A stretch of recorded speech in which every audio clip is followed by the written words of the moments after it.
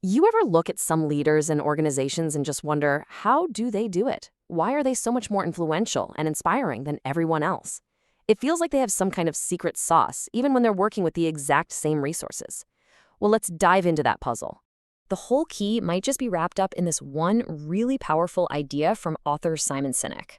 I mean, this single sentence has kicked off a global movement and totally changed how a lot of people think about leadership and even marketing.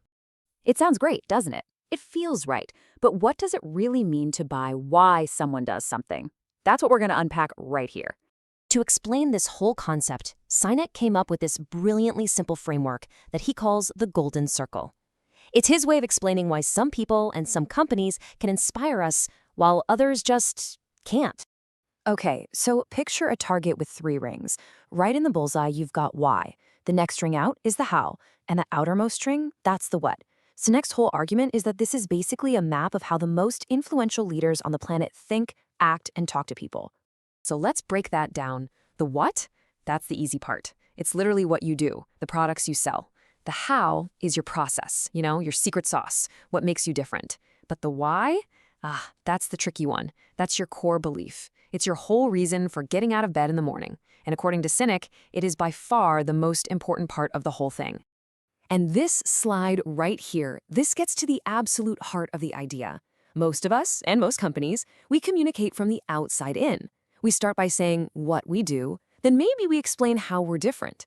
The why is usually just an afterthought, if we even mention it at all. But inspiring leaders, they flip that whole script. They start with why.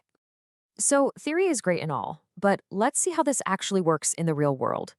Sinek's go-to example is a brand I'm pretty sure we all recognize, Apple. Now listen to how compelling that is. A typical company, we just say, we make great computers, they're user-friendly, want to buy one? But Apple starts with their purpose, their why. So by the time they even get to the what, the computer itself, we're already nodding along. We're bought into their belief. We don't just want the computer, we want a piece of that cause. So why is this inside-out approach just so darn effective? Well, Sinek argues it's not some clever marketing trick. Nope. It's actually rooted deep in how our human brains are wired. I mean, check this out. The golden circle actually lines up with the physical structure of our brain. The what speaks to our neocortex, the part that's all about rational, analytical thought. But the why and the how, they speak directly to our limbic brain. That's the part that controls feelings, behavior, and all our decision-making. It's our gut feeling. It's why you can see all the facts and figures and still go, I don't know, it just doesn't feel right. So here's the bottom line. When you start with why, you're not just listing off features. You are literally tapping into the part of the brain that drives things like loyalty and trust. You're talking straight to the decision maker. Okay, it's a powerful idea. It's elegant, it feels true, but that leads us to a really critical question. Is it actually true? Let's, put on our skeptic hats for a second.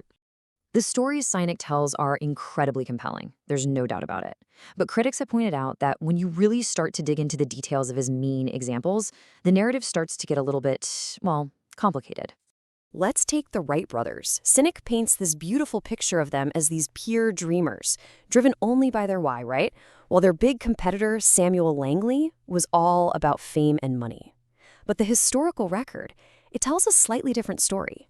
The Wrights were definitely passionate, but they were also entrepreneurs who wanted to make money from their invention. And they weren't quite the penniless underdogs the story makes them out to be. And that's really the core of the critique.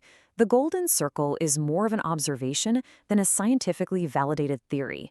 The examples are powerful, for sure, but they're often simplified, and there's a real risk of mixing up correlation with causation.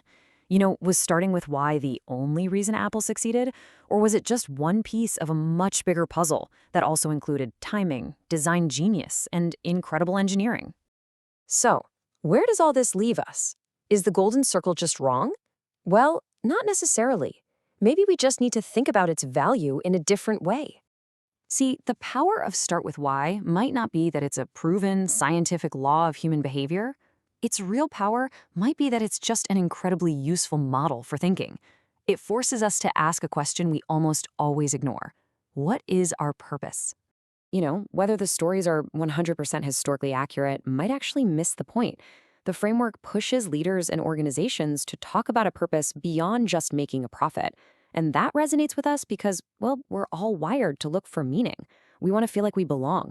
This idea forces that conversation about purpose, and that, by itself, is incredibly valuable. At the end of the day, Sinek's message connects with a deep human truth. We all want to feel like our work matters, that our lives have meaning. We want to be part of something bigger than ourselves.